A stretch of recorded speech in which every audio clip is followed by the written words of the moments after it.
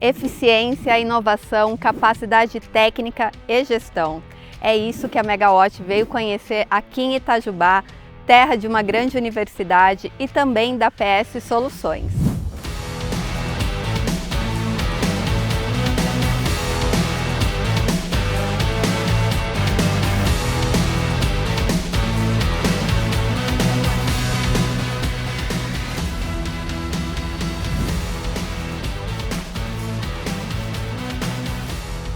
Eric, a gente está em Itajubá, uma universidade reconhecida, com grandes engenheiros que passaram por aqui pela universidade. E como que a PS Soluções nasce aqui nessa cidade? Qual é o propósito dela aqui? O projeto da PS como empresa surge no ano 2000, justamente por esse DNA da cidade de Itajubá, né? Essa força que a cidade tem, esse reconhecimento que ela tem na parte de energia, principalmente energia elétrica. E a PS, ela iniciou com a parte de desenvolvimento e a abertura oficial foi em 2002. Então esse ano agora a gente completa 24 anos no mercado, com desenvolvimentos nacionais para atender tanto o mercado local quanto o mercado externo. A gente tem um propósito muito firme, que é, com tecnologia brasileira, a gente poder rivalizar com tecnologias que até então eram desenvolvidas só nos Estados Unidos e na Europa. Hoje a equipe ela é composta por quem? Vem pessoas da universidade para cá, estudantes que estão se formando, já se formaram? Sim, a nossa principal fonte de mão de obra é a Universidade Federal de Itajubá. Nós temos principalmente um dos segmentos da empresa, que é a parte de pesquisa, desenvolvimento e inovação. Vários alunos da universidade que começam como estagiários aqui com a gente, fazem o seu mestrado e o seu doutorado aqui com a gente. Então, todos que trabalham nessa linha de pesquisa e desenvolvimento estão fazendo ou vão fazer mestrado e doutorado, né? E os nossos projetos propiciam para esses alunos o ambiente laboratorial que eles precisam, temas inovadores e com uma pegada de virar produto, ou seja, vai ter uma aplicação prática daquilo que eles estão desenvolvendo. Então, essa proximidade com a universidade é o que mantém a PS aqui em Itajubá esses anos todos. A PS Soluções já desenvolveu mais de 150 projetos de pesquisa, desenvolvimento e inovação. Hoje trabalha com 14 simultaneamente e a gente vai conhecer alguns deles.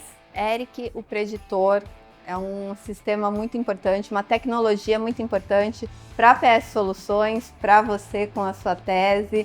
Conta um pouco, a gente está aqui numa sala de treinamento e de testes. Explica como que o Preditor chegou.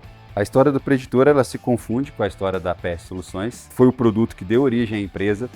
É o primeiro desenvolvimento da PS, um desenvolvimento interno para a geração do seu primeiro produto. Ele completa agora 23 anos no mercado. A ideia inicial surgiu para poder fazer o monitoramento de motores elétricos. A origem desse trabalho foi através da minha dissertação de mestrado, que foi a primeira no Brasil. Depois eu dei sequência no desenvolvimento através da minha tese de doutorado e várias outras teses, dezenas de teses e dissertações se seguiram com pessoas do nosso grupo durante todos esses anos. Carlos, aqui a gente está vendo o Preditor já instalado num painel. Explica pra gente como é que ele vai funcionar. Bom, aqui o módulo Preditor, o principal agente aqui, né, dessa arquitetura, é um módulo de aquisição. Ele vai ser responsável de adquirir os sinais de corrente e de tensão, a depender do caso. Mas hoje ele também é um módulo híbrido, né? As evoluções do Preditor fez com que ele se tornasse um módulo híbrido. Portanto, ele também pode adquirir informações de vibração.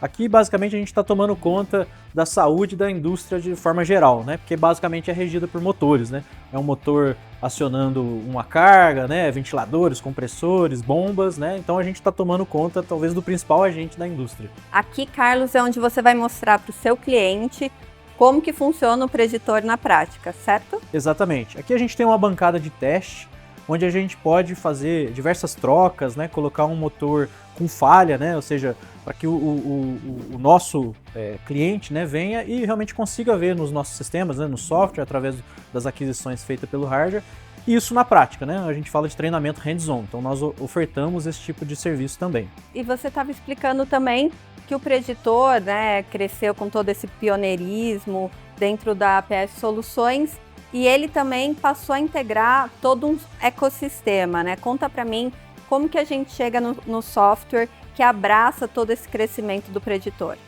Bom, o sistema preditor ele evoluiu, né, de patamar. Eu costumo brincar que a gente emprestou o nome dele pela força dele. Ele se tornou de um sistema, ele se tornou um ecossistema, onde dentro desse ecossistema eu vou ter o agente principal, concentrador de todas as informações, que é a plataforma preditor, e todos esses diferentes equipamentos eles entram num mesmo ambiente, numa mesma plataforma, que é a plataforma preditor. Eu brinco dizendo que ele pode ser o começo, né, onde ele adquire as informações, pode ser o meio, onde ele vai entregar as informações para os diferentes componentes aí da planta, né, por exemplo, um sistema supervisório, e ele pode ser o fim, né, você pode utilizá-lo como a ferramenta final de verificação do estado de cada um dos seus ativos monitorados por todo esse ecossistema. Eric, aqui mais um projeto de P&D.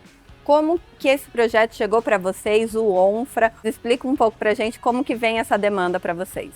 Bem, o ONFRA é um desenvolvimento que se iniciou há mais de 10 anos. As indústrias em geral, que têm seus processos contínuos, que precisam de monitoramento preditivo para evitar paradas por lucro cessante, aumentar a confiabilidade de seus processos, tinha um problema bastante crítico, que era a queima da parte do isolamento dessas máquinas. Então, tanto motores, quanto transformadores, geradores, e não tinham uma solução online para que se fizesse esse monitoramento. Nós fizemos diversas tentativas, até que nós encontramos um parceiro, a EDF Norte Fluminense, dentro do programa de P&D regulado pela ANEEL, e conseguimos fazer o desenvolvimento primeiro para máquinas rotativas, de modo que a gente pudesse fazer uma análise do isolamento sem parar a máquina. Depois, nós estendemos também junto à EDF como parceiro para máquinas estáticas. Fred, aqui tem muita coisa para a gente ver, mas me explica o que é o ONFRA e como ele se adequa aqui entre tantas peças. Nós temos aí o SFRA, né? O tradicional SFRA, essa técnica de análise de resposta de frequência por varredura, que realmente compreende a gente fazer uma injeção de ampla faixa de frequência e identificar realmente as respostas em diversas curvas que saem da curva da impedância. Então você obtém através do ONFRA e a partir dessa técnica de SFRA, realmente a impedância, o módulo e fase, e a gente consegue então extrapolar para as diversas curvas como resistência, capacitância, tangente de delta. E são essas que a gente consegue, por faixa de frequência, estabelecer os modos de falha para os diferentes ativos. Bom, o SFRA até então realmente era só realizar de forma offline. E agora sim, com o ONFRA a gente faz isso de forma online. Aqui a gente tem alguns exemplos. Por exemplo, o motor de média tensão, onde o ONFRA entra nessa realidade. A gente tem essas bobinas que são os transformadores de injeção e leitura dos sinais. Com esses transformadores, a gente envolve os cabos de alimentação, no caso do motor. O motor pode ser de média tensão ou de baixa tensão. E assim a gente consegue, em todo o tempo, ficar aplicando essa ampla varredura de frequências e analisando todas as respostas. Você já consegue ter imediatamente uma informação do estado de saúde desse seu ativo. Eric, a gente está em frente a um compensador ativo. Como que chega uma demanda dessa para vocês? O compensador ativo ele é um caso bastante específico em função de um problema que surgiu nas redes de distribuição do Brasil, problema que acontece em outras partes de todo o mundo, em função da quantidade de micro GDs instaladas em cada um dos ramais de distribuição. Isso acaba provocando um problema relacionado à sobretensão desses ramais e as concessionárias brasileiras de distribuição estão sofrendo bastante com esse tipo de problema. Esse projeto é um projeto em parceria com a CEMIG, dentro do programa de P&D da ANEEL, onde a CEMIG, preocupada com essa situação e tentando resolver esse problema, está desenvolvendo esse projeto em parceria com a PS Soluções para colocar no mercado brasileiro o primeiro equipamento de compensação ativa nacional. Bruno, então explica para mim as fases, né, e como o Eric estava contando, como que funciona o compensador ativo. Bom, o compensador ativo é um equipamento inteiramente baseado em eletrônica de potência, não possui componentes passivos como capacitores e indutores. Ele faz a regulação de tensão através da troca com a rede de energia reativa. Então, quando existe um excesso de geração fotovoltaica no sistema, que a tensão tende a subir, ele passa então a injetar potência reativa indutiva de forma a trazer a tensão para os limites aceitos pelo PRODIST. E em caso de cargas pesadas, né, em horários de ponta, que a tensão tende a cair, no ramal ele passa a operar como um banco de capacitor, injetando potência reativa no sistema. Aqui é mais um equipamento de ajuste, podemos dizer assim, para as distribuidoras de energia, que também dá ganhos, tanto de investimento, postergando, quanto do equipamento em si, né? Explica um pouquinho. Esse projeto foi fruto de um projeto com a EDP, né, a concessionária EDP, no âmbito do programa de P&D da ANEEL. E o intuito desse equipamento é fazer a conexão entre dois ramais de distribuição, de modo que um coopere com o outro, dê um suporte de potência para o outro ramal, reduzindo perdas e melhorando também o perfil de tensão. Ele reduz as perdas, e aí a gente está falando das perdas técnicas, né? Que não as não técnicas, que são os gatos de energia, né? O furto, mas as técnicas, que é o que a rede mesmo já vai perdendo. São as perdas técnicas. A gente pode ter um ramal industrial que roda de forma pesada o dia inteiro e um outro ramal que está mais leve e porventura pode até conter também ali parte de geração fotovoltaica e tal que não está sendo usado naquele ramal. Através desse equipamento a gente pode transferir um montante dessa potência gerada no outro ramal para atender esse ramal que está mais pesado. E dessa forma a gente desafoga um pouco o ramal que está pesado, diminui a corrente que está circulando por ele e dessa maneira a gente consegue diminuir as perdas técnicas. Aqui é a parte de teste, né? Que vocês transferem o que está acontecendo ali para ver na vida real, no dia a dia. Aqui a gente montou esse laboratório, né, de forma a emular um pouco do sistema de distribuição, né, com a tensão de 13,8 kV aqui no caso. Fred, a gente está em frente a um disjuntor de alta tensão, mas essa não é a inovação da PS. Conta pra gente o que tem de novo aqui que vocês trouxeram. Muito bem, Natália. É mais um P&D, que nós estamos aí em fase de conclusão, com maturidade bem elevada, junto com a Celel. Estamos desenvolvendo uma Imaging Unit com várias novidades. Dentre elas, nós temos o monitoramento preditivo com uma série de componentes monitorados. Dentre eles, nós temos o Gás SF6. A gente tem um monitoramento online de todas as características que, teoricamente, só se fazem nas paradas preventivas. Então, a gente mede a pureza do gás, a gente mede a contaminação e a densidade, a rigidez dielétrica. E também temos monitoramento de vibração dos polos e também do comando, onde a gente consegue acompanhar realmente toda a performance do disjuntor.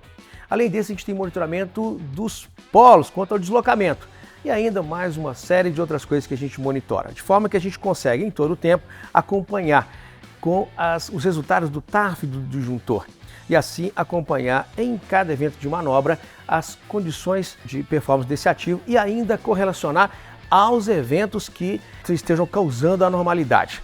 E a partir disso a gente consegue ainda mandar isso para o supervisório da planta, ainda interagir com os outros IEDs através do protocolo IEC 61850.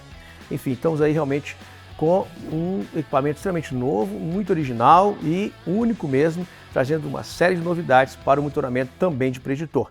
Bruno, a gente está em campo, nesse laboratório a céu aberto, para ver o projeto mais recente que vocês estão desenvolvendo na PS Soluções. Conta pra gente como ele funciona. Então, esse projeto surgiu com a demanda da necessidade e o interesse, inicialmente da EDF, de promover a descarbonização de sistemas isolados, né? Esse projeto consiste no desenvolvimento de uma estratégia de gerenciamento de um sistema isolado composto por gerador diesel, fontes renováveis, né? Nesse caso a fotovoltaica, e a parte de armazenamento por baterias.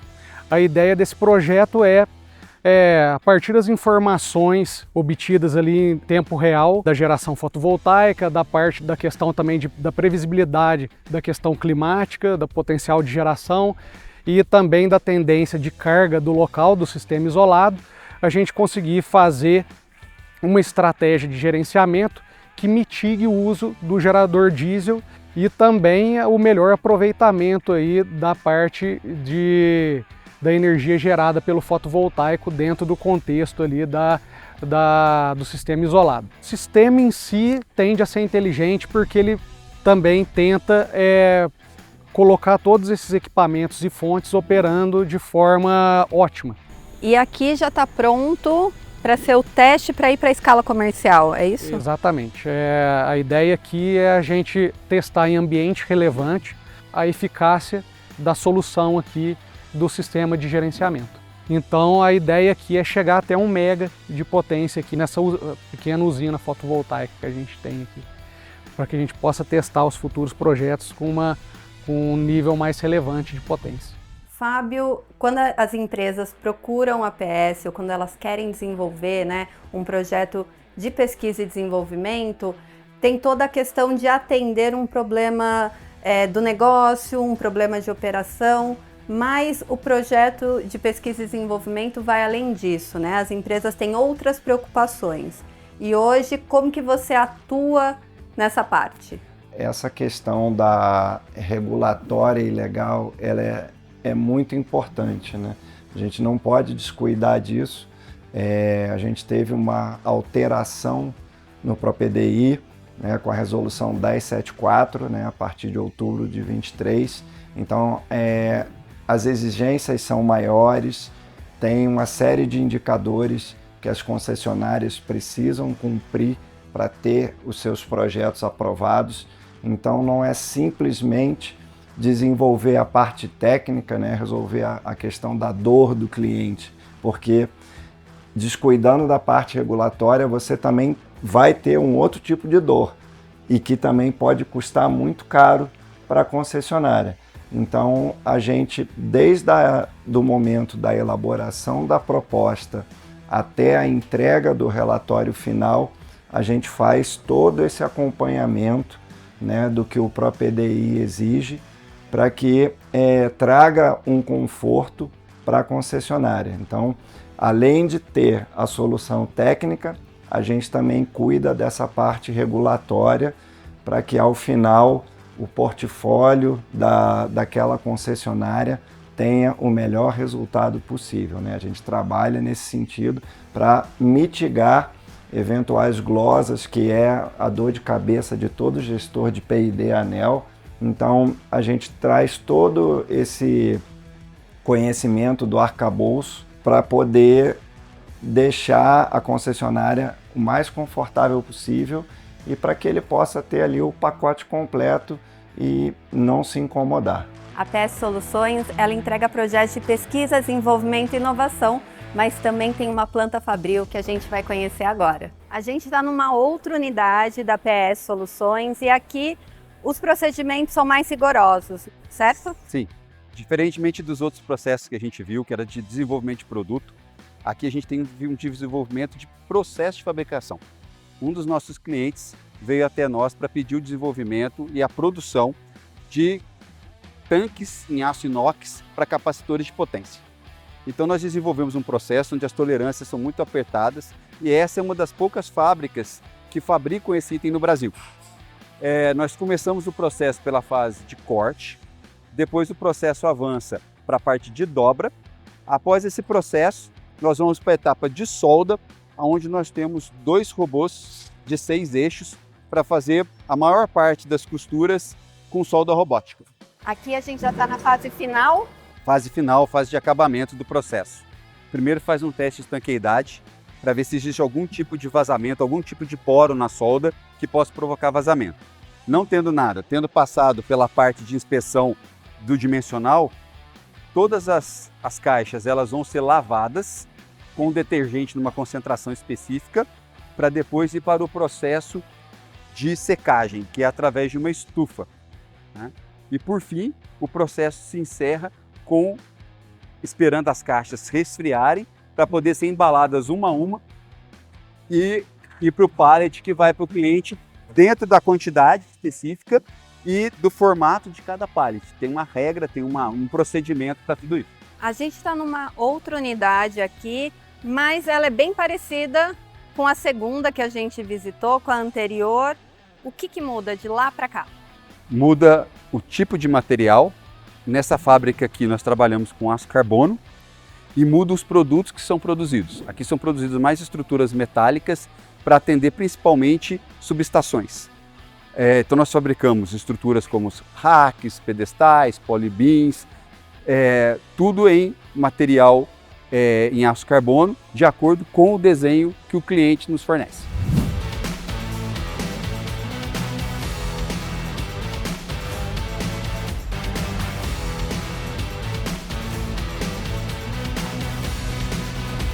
Uma empresa focada no desenvolvimento de soluções que aprimoram o setor energético. Foi assim que a gente conheceu a PS Soluções. Se você gostou desse vídeo, curta e compartilhe.